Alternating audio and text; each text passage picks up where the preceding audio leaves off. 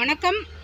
யாரோ ஒருத்தரை பற்றி ஒருத்தர் தப்பாக அபிப்பிராயம் சொன்னதை நம்பி நம்ம நிறைய பேருக்கு நம்ம பேச மாட்டோம். அவங்க ஆள் சரியில்லையாமா அப்படின்னு நமக்கு ஒரு இனம் புரியாத கோபம், அவங்கள ஒரு லெவல் தள்ளி வச்சு நம்ம இருப்போம். அது யாராக வேணால் இருக்கலாம். நம்ம கூட பிறந்தவங்க, நெய்பர்ஸு, ஃப்ரெண்ட்ஸுங்க, எந்த சர்க்கிளில் வேணாலும் இருக்கலாம்.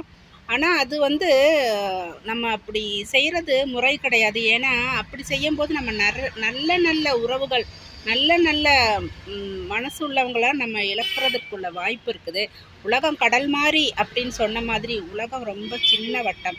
யாரை பார்க்கக்கூடாது, பேசக்கூடாதுன்னு நினைப்போமோ அந்த கட்டத்திலே போய் கொண்டு வந்து நிற்கும்.